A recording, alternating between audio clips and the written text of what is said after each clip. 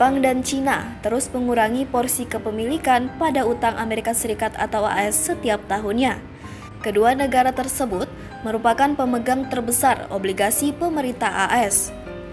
Adapun total utang nasional AS per September 2023 mencapai 33,17 triliun US dollar atau sekitar 514.467 triliun rupiah, asumsi kurs 15.510 per US dollar. Angka ini meningkat 7,24% dari posisi sebelumnya pada September 2022 yang mencapai 30,93 triliun US dollar.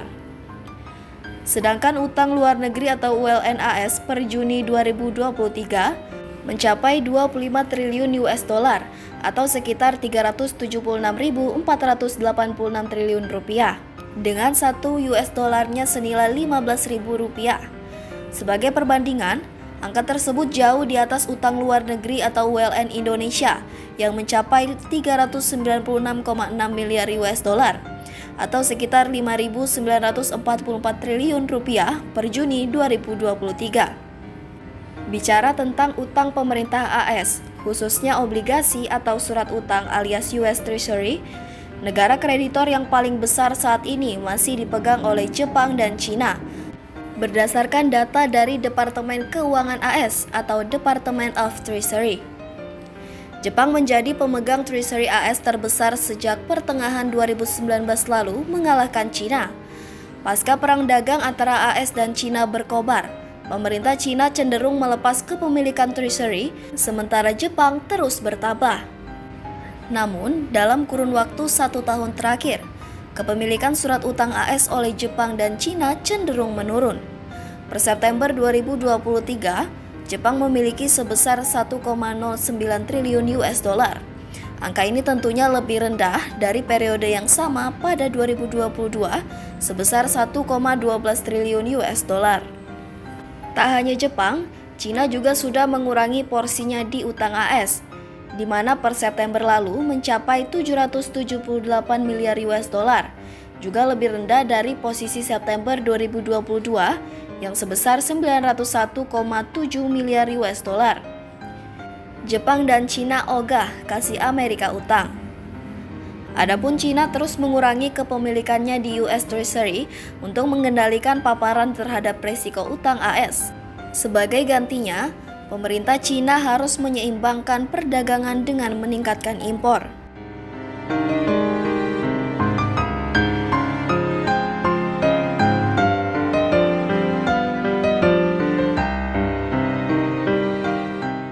Saudi Arabia memperbesar investasi surat utang Amerika Serikat sebesar 690 juta dolar Amerika Serikat menjadi 111,7 miliar dolar Amerika Serikat pada bulan Februari 2023 dari sebesar 111 miliar bulan Januari, setara dengan 1.673 triliun rupiah menurut laporan Argam yang dikutip dari Arab News pada Rabu 19 Maret.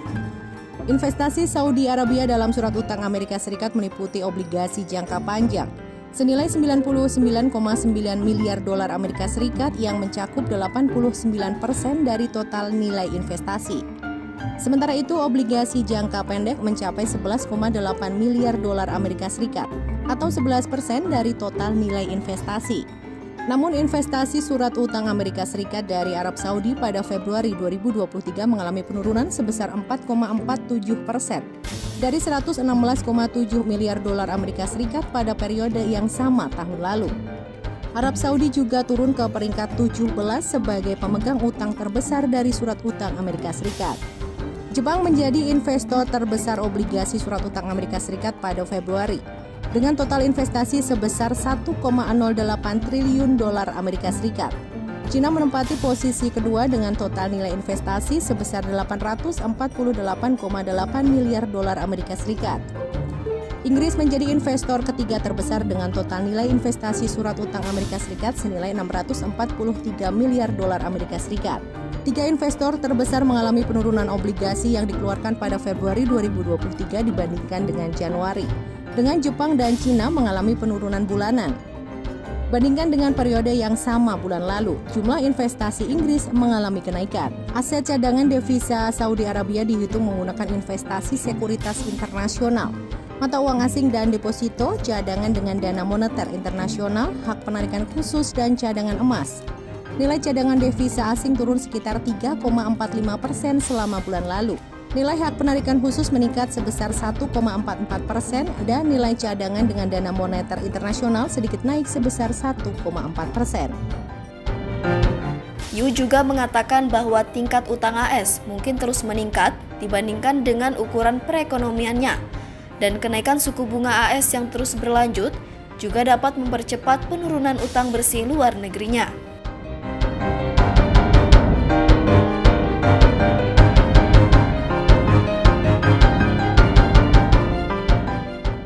Hal ini bisa menjadi tanda bahwa Jepang dan Cina tengah melakukan diversifikasi cadangan devisa mereka dari dolar AS atau sinyal menurunnya kepercayaan mereka terhadap perekonomian AS.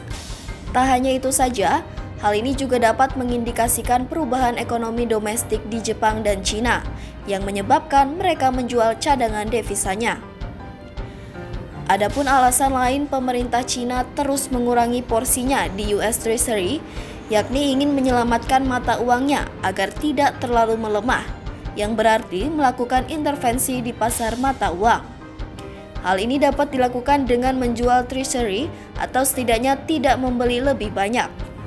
Sedangkan di Jepang, mata uang juga berperan dalam mengurangi selera terhadap surat utang AS. Yen berada pada titik terendah dalam 1 dekade terakhir, dan beberapa investor berpikir yen mungkin akan naik seiring kenaikan suku bunga di Jepang. Jika mata uang menguat, hal ini akan menggerogoti nilai investasi di US Treasury. Baik Jepang maupun Cina, keduanya memiliki alasan rumit mengenai kemungkinan membeli lebih sedikit surat utang AS. Tetapi, pengurangan ekspektasi permintaan ini membantu menaikkan biaya pinjaman bagi pemerintah AS.